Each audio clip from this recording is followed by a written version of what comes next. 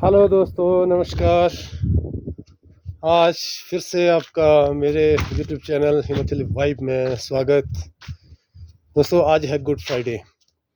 आज छुट्टी का दिन है, तो अभी तो फ़िलहाल मैं रेस्ट कर रहा हूँ, लेकिन छुट्टी के दिन भी रेस्ट नहीं हो पाता है क्योंकि गांव की ज़िंदगी है दोस्तों, बहुत व्यस्ततापूर्ण होती है। छोटा मोटा हम लोग कृषि से जुड़े हुए लोग हैं, तो कुछ ना कुछ काम रहता ही है।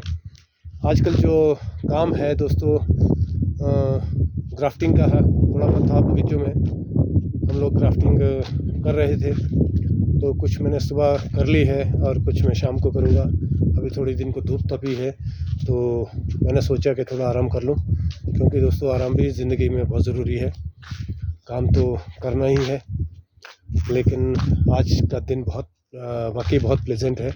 मैं आपको दिखाना चाहता हूँ कि बहुत सुंदर नज़ारा आज नज़र आ रहा है। और ये देखिए, आसमान में छोटे-छोटे बादल हैं। तो दोस्तों, बादल इतने खूबसूरत लगते हैं इस समय, जब साथ में धूप खिली हुई हो और छोटे-मोटे बादल आसमान में हो, तो ऐसे लगता है कि जैसे किसी कलाकार ने एक खूबसूरत सीनरी बना दी हो। दोस्तों, बहुत ही सुंदर नज़ारा नज़र आता है अभी। तो ये सामने जो दिख रहा है एरिया, ये है हमारे ग्राम पंचायत जोड़ना का लिहाट बाग। दोस्तों, लिहाट बाग जो है हमारे ग्राम पंचायत जोड़ना में, मैं कहूँगा कि पूरे पुलवाल क्षेत्र में इतना खूबसूरत लोकेशन पे है ये गांव। बड़े बड़े खेत हैं और ज़्यादातर बागवानी होती है। हर तरह की फसलें भी वहाँ उगाई जाती है। लहसुन है, मटर है, आलू है। यहाँ का आलू और मटर बहुत मशहूर है दोस्तों। और साथ में ये नीचे को गांव है थाना। थाना के साथ में आगे जोड़ना है दोस्तों। जोड़ना जो है दोस्तों, मैं आपको बताना चाहता हूँ जिन लोगों को पता नहीं है, वहाँ पे हमारे श्री गुरु महाराज की तपस्थली है। बहुत ही भव्य मंदिर है। लगभग जहाँ तक हमें इतिहासकारों से पता चला कि जहाँ जो भी उसका रिकॉर्ड हमें मिल पाया, उसमें कहा गया कि ये शायद बहुत पहले मुग़लों के टाइम के बने मंदिर है। तो बहुत ही सुंदर मंदिर है दोस्तों। ये हमारी सांस्कृतिक विरासत है। हम लोग देवभूमि हिमाचल को मानते हैं दोस्तों। देवभूमि है भी है, क्योंकि देवताओं की यहाँ पे वाकई बहुत कृपा है। बाकी आप देखिए कि कितना सुंदर लोकेशन यहाँ का है। और यहाँ पे बिल्कुल साफ़ स्वच्छ वातावरण एकदम, जहाँ कोई पॉल्यूशन नाम की चीज़ नहीं और कोई शोर शराबा नहीं, बिल्कुल सुकून है दोस्तों।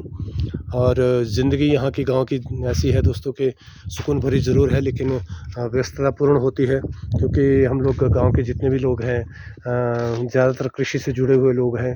तो वो खेतीबाड़ी होती है, बागवानी होती है, या जो कुछ भी होता है, तो हमारा जो शेड्यूल होता है वो पूरे साल भर बिज़ी रहता है। हाँ, थोड़ा बहुत रेस्ट हमें मिल जाता था सर्दियों में, विंटर्स में, जब स्नोफॉल हुआ करता था। लेकिन दोस्तों, अभी आपने देखा होगा कि इस साल स्नोफॉल ना के बराबर हुआ है, बिल्कुल भी बर्फ़ नहीं पड़ी है।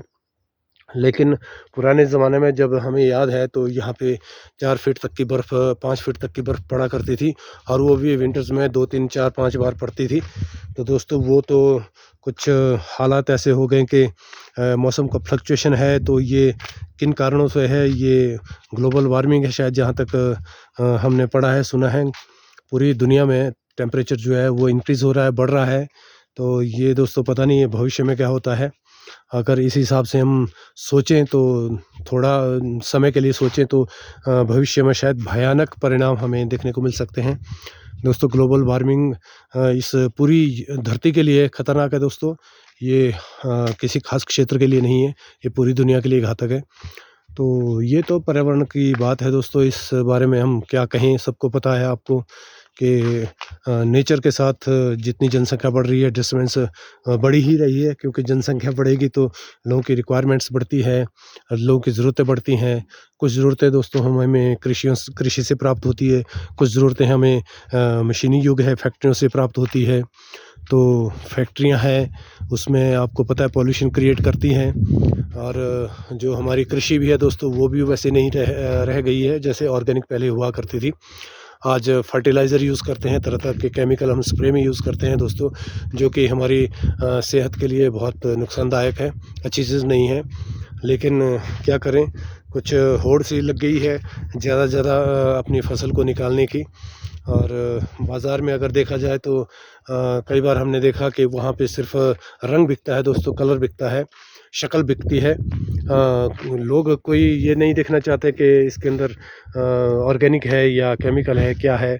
बस जो देखने में अच्छी चीज़ है वही बिकती है दोस्तों। और पता नहीं मार्केट का क्या हिसाब ऐसा हो चुका है, लेकिन जबकि होना ये चाहिए कि जो चीज़ सेहत के लिए हानिकारक है उसको उसकी डिमांड ना रहे, और जो सेहत के लिए अच्छी चीज़ है उसकी डिमांड ज़्यादा रहे। लेकिन दोस्तों मार्केट है, मार्केट की भारतीय मार्केट है, इसका अपना हिसाब है। चलो उसके बारे में हम क्या कह सकते हैं। लेकिन जहाँ तक हम कोशिश करते हैं दोस्तों केमिकल का बहुत कम से कम यूज़ करना। वो इसलिए नहीं कि हम ऑर्गेनिक चीज़ ही बेचें। हम दोस्तों क्या करते हैं कि बगीचों में अगर आप फर्टिलाइज़र और केमिकल ज़्यादा यूज़ करोगे तो ज़ाहिर सी बात है कि आपके प्लांट्स है, आपके जो भी फसल है उसकी एज जो है वो कम समय के लिए होगी और जल्दी वो उजाड़ जाएंगे बगीचे। तो इसलिए हम लोग ऑर्गेनिक पे ज़्यादा ध्यान देते हैं। हम लोग जो गाय का गोबर से खाद बनती है, गली सड़ी खाद, उसका ज़्यादा यूज़ करते हैं दोस्तों, भरपूर यूज़ करते हैं। और छिड़काव में भी हम ज़्यादातर ऑर्गेनिक चीज़ें यूज़ करने लग गए हैं। जैसे लस्सी से हम बनाते हैं कुछ स्प्रे की चीज़ें बनाते हैं, लस्सी में कॉपर डाल के उसमें कुछ ऐसी चीज़ बनती है जो फंगस को ख़त्म करती है, एंटी फंगस काम करती है। तो दोस्तों उस तरह की चीज़ें हम अप्लाई करना शुरू कर दिए हैं। लेकिन केमिकल भी बहुत यूज़ होते हैं, लेकिन बहुत कम यूज़ करते हैं दोस्तों हम लोग। तो कोशिश यही रहती है कि जो चीज़ है प्योर बने, ऑर्गेनिक रहे, तो हमारे बगीचों की लाइफ भी ज़्यादा रहे और प्रोडक्ट भी अच्छा बने। और जो लोग यूज़ करें प्रोडक्ट को, हमारे प्रोडक्ट को, फलों को या हमारे अनाज को, सब्जियों को, उन्हें भी ज़्यादा नुकसान ना हो।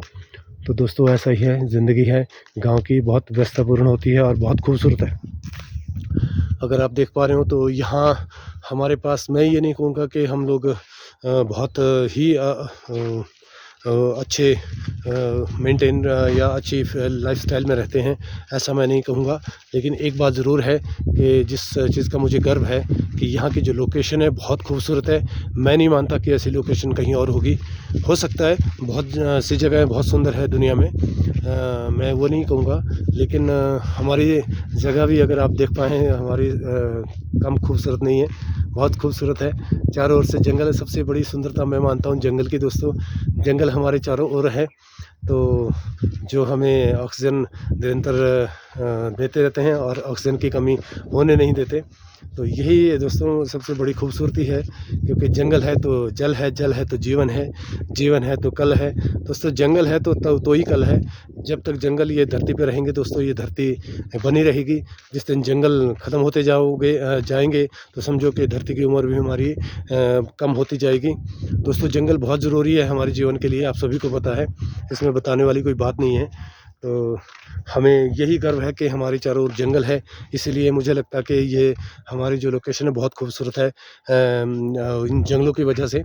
और सामने भोले बाबा की पहाड़ी है, चूड़धार, अगर आप देख पा रहे हैं तो ये दोस्तों चूड़धार है। मैं ज़ूम करने की कोशिश कर रहा हूँ, पर ये मेरा कैमरा ऐसी स्थिति में है कि ये ज़ूम नहीं हो पा रहा है। तो कभी अगले व्लॉग में मैं आपको इसको ज़ूम करके दिखाऊंगा।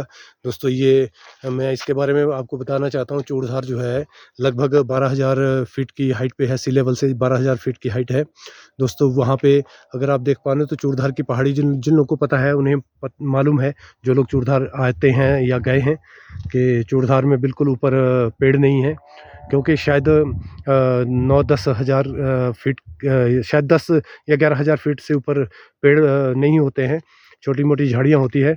तो ये तो प्रकृति का अपना नियम है दोस्तों, कहाँ पे कब क्या होता है इसके बारे में क्या कहूँ, आप सभी को पता है। तो जंगल हमारे बहुत घने हैं और बहुत ही सुंदर है। और जंगलों में ऐसा नहीं है कि आप सोच रहे होगे कि ये इतने घने जंगल हैं, इसमें जंगली जीव भी होंगे। बिल्कुल दोस्तों ज़रूर है, लेकिन जंगली जीव मैंने नहीं देखा। कि एक आध बार यहाँ पे एक हादसा ऐसा हुआ था कि किसी भालू ने किसी आदमी पे अटैक कर दिया था। तो दरअसल दोस्तों भालू या जो भी स्नो लेपर्ड्स वगैरह ज़्यादातर यहाँ जंगली जीव होते हैं। तो मुझे नहीं लगता कि ये कभी किसी इंसान पे अटैक करते हैं, क्योंकि दोस्तों जब इन्हें खतरा महसूस होता है अपने लिए, तो तो ही ये दूसरे के लिए घातक सिद्ध होते हैं, तभी ये दूसरों पे अटैक करते हैं। अदरवाइज़ मुझे नहीं लगता कि अगर इनको अपने रास्ते जाने दिया जाए, ये अटैक नहीं करते। दोस्तों मेरे साथ खुद हादसा ऐसा हो चुका है। मुझे एक बार मैं जंगल से जा रहा था, चूड़धार के जंगल में, तो मुझे भालू के बच्चे 2 मिले।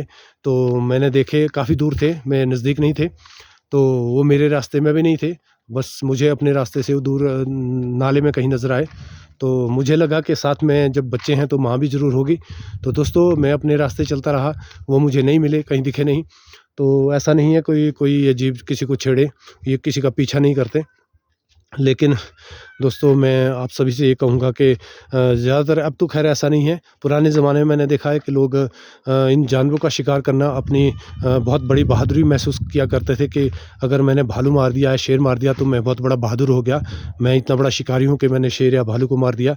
दोस्तों ऐसा ख़्याल आप ना रखें, क्योंकि ये इनको मारना कोई बहादुरी नहीं है दोस्तों। आपके पास अगर कोई वेपन है, वेपन से आप किसी को भी मार सकते हैं, वो बड़ी मैं नहीं समझता कि उसमें कोई बहादुरी है। आप दोस्तों किसी जीव को छेड़े ना, सभी को जीने का अधिकार है। आप सिर्फ एक ही सिद्धांत मानिए, जिएँ और जीने दें। आप खुद भी जिएँ, दूसरों को भी जीने दें। दोस्तों इस सृष्टि में जितना खूबसूरत इंसान है का रहना है इस दुनिया में, उतना ही खूबसूरत हर जीव का रहना इस दुनिया में है। भालू के बिना, स्नो लेपर्ड के बिना जंगली जीव जंगल में नहीं होंगे तो जंगल की सुंदरता दोस्तों ख़त्म हो जाती है। जंगल तभी संभव है जब ये जंगली जीव भी जंगल में होंगे। वो उनकी भी अपनी लाइफ है, उनका भी अपना एरिया है, उनकी भी अपनी सुंदरता है दोस्तों, बहुत ज़रूरी है। अभी हाल ही में एक हादसा हुआ था यहाँ पुलवाल में, और उसकी वीडियो मेरे पास थी, फ़ोटो कहीं बहुत कम, शायद मेरे से कहीं डिलीट हो गई। तो दोस्तों वो स्नो लेपर्ड था, तेंदुआ था, और वो किसी के घर में घुस गया। और रात को, क्योंकि उस घर में दरवाज़ा खुला था, उनका वो कमरा, उसमें कोई सोया नहीं था। तो सुबह जब लड़का गया वहाँ उस कमरे में कि भाई इसमें मैं थोड़े रजाई कंबल जो है इसको मैं ठीक कर दूं, तो दोस्तों वो उसके बेड के नीचे तेंदुआ घुसा था, और कंबल खींचा तो उसकी तेंदुए की पूँछ भी बाहर आ गई। तो वो डर गया लड़का और बाहर भाग गया। तो दोस्तों उस तेंदुए ने अटैक नहीं किया, वो तेंदुआ बिल्कुल शांत रहा। और उसके बाद जब उसको लगा कि इसमें तेंदुआ है, तो उन्होंने बाहर जाके एक दरवाजे से उसका वीडियो बनाया, उसकी फ़ोटो खींची, लेकिन तेंदुए ने बिल्कुल भी रिएक्ट नहीं किया, अटैक नहीं किया। दोस्तों 3 दिन रहा वो तेंदुआ। चौथे दिन वो उसको कहीं से खाना लेके आए, कहीं से मीट मार्केट से वो, या मुर्गे का मीट जो भी था वो लेके आए, वो लिफाफा अंदर डाला, तो उसने वो मीट खाया और उसके बाद वो दोस्तों भाग गया जंगल में। तो अब पता नहीं क्या कारण था, लेकिन जहाँ तक मुझे मैं अपने हिसाब से सोचूं कि वो तेंदुआ जो था वो काफ़ी ओल्ड एज का था, और या डैमेज था शायद, तो या भूखा था, तो वो शायद इस स्थिति में नहीं था कि शिकार कर पाएँ, तो इसलिए उसने किसी पे अटैक नहीं किया। नहीं तो भूखे जानवर अटैक भी कर देते हैं दोस्तों। लेकिन जब उसका पेट भरा, उसको खाना मिला, तो वो चौथे दिन वहाँ से भाग गया। लेकिन आप हैरानी की बात ये सोचिए कि वो घर में आके भी उसने अटैक किसी पे नहीं किया। लड़का दरवाजे तक जाता था, उसकी वीडियो बनाता था, लेकिन तेंदुआ बिल्कुल उसके नीचे, बेड के नीचे छुपा हुआ था, सोया हुआ था। तो दोस्तों ये सारी चीज़ें क्या है कि ये सारी चीज़ें तभी है जब हम लोग खुद किसी के लिए ख़तरनाक नहीं बनते, तो कोई चीज़ हमारे लिए भी ख़तरनाक नहीं बनती। तो दोस्तों आज के ब्लॉग में सिर्फ इतना ही। अगले ब्लॉग में आपको अलग कहानी फिर सुनाऊंगा। दोस्तों कहानियाँ नहीं, ये हकीकत है, गांव की ज़िंदगी है। कई हादसे इस तरह के हो जाते हैं हम लोगों के साथ। तो आप सभी से निवेदन करता हूँ कि आप मेरे ब्लॉग को शेयर करें, सब्सक्राइब करें और सभी के बीच फैलाएँ। धन्यवाद, थैंक यू।